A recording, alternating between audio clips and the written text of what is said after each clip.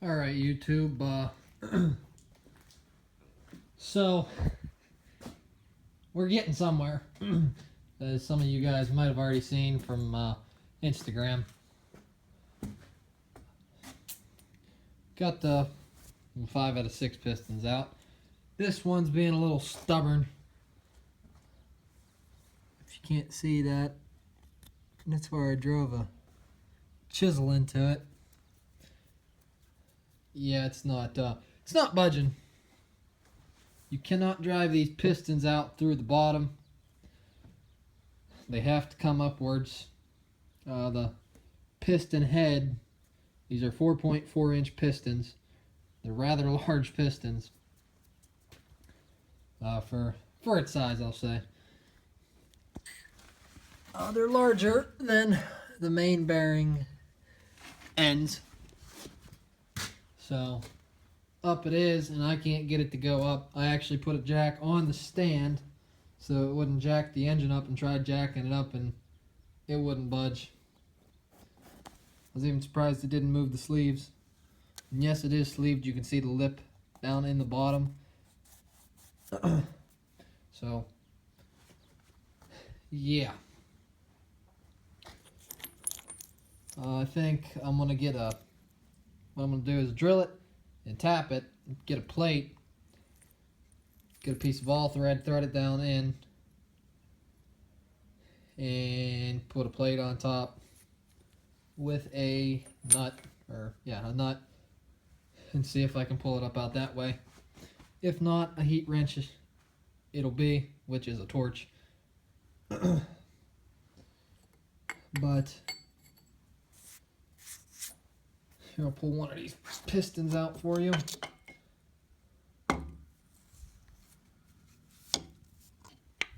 So here's what we're working with. Very large piston for its, I guess you want to say, size. These pistons have 3 compression rings, 1 oil control ring, which I've never seen before. I know, yes, multiple ring pistons compared to a standard 3-ring piston exist. And they're used in other engines. I've never seen them in industrial diesel engine like this. This 6.0 sitting right here in this pile of parts only has 2 compression rings and 1 oil control ring. So I thought that was neat. But yeah, this one's being a problem.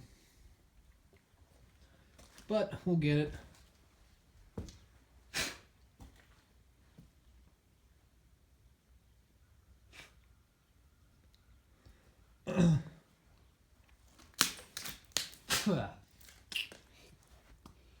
Oil pan's off.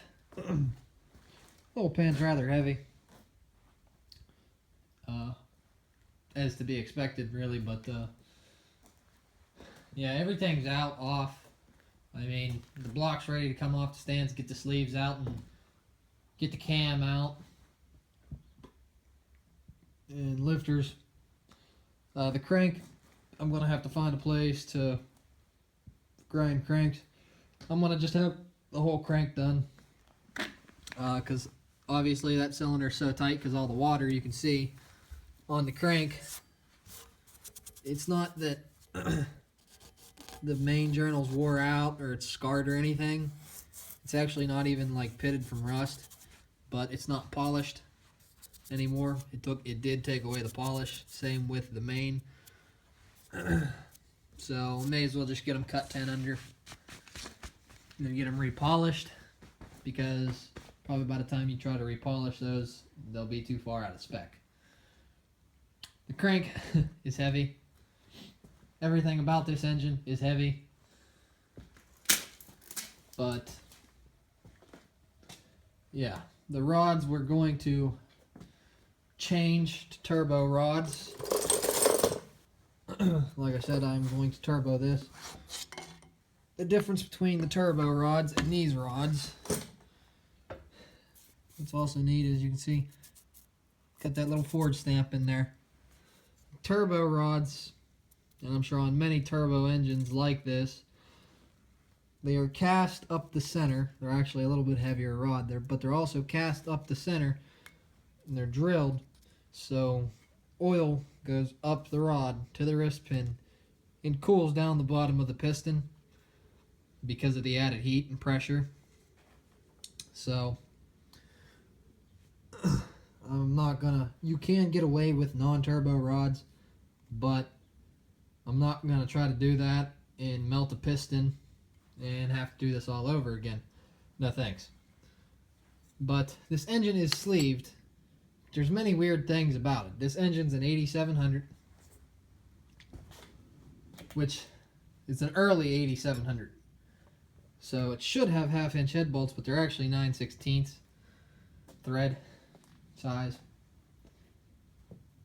So somewhere along the line this has been switched out because it also has a Mimic pump on it. And 8000 series and 9000 series, from what the book says, they had Simmons pumps, which were still an inline pump, but they had Simmons. This is a Mimic, so not 100% sure that this is original. And also, here's my main caps. Here's cap number 1. Anybody else see what's wrote on that? Because to me it looks like someone wrote 8700 on that. So, finding weird things about this engine.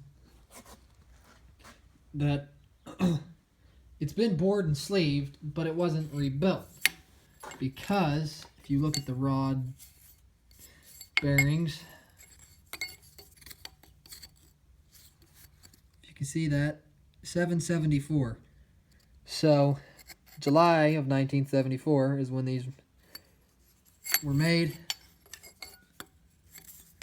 And they are Ford bearings. They're stamped right there. The pistons aren't changed because they too are stamped. You can't see it, but they're stamped Ford down on the inside of the skirt. So it's been bored and sleeved for what reason, I don't know. If it's factory, which I know these were parent bore block engines, so that doesn't make sense if it would be factory. So either it did go porous and they just bored and sleeved it and put it all back together, or what, I don't honestly know. So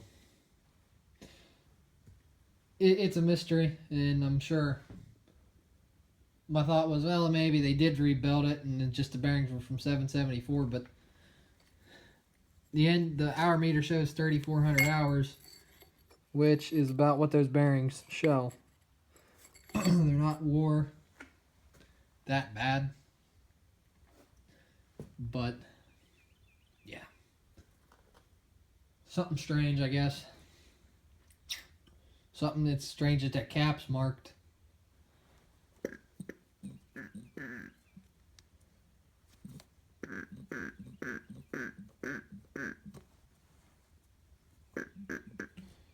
So that's where I'm at.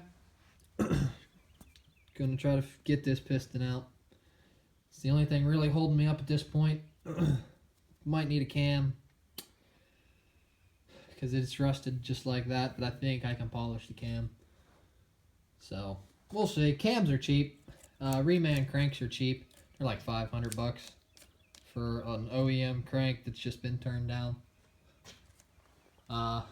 So I'll probably just get that one turned down. It's probably a lot cheaper. And the cam, I don't have it out yet to know, but that's about where we're at with it. So yeah.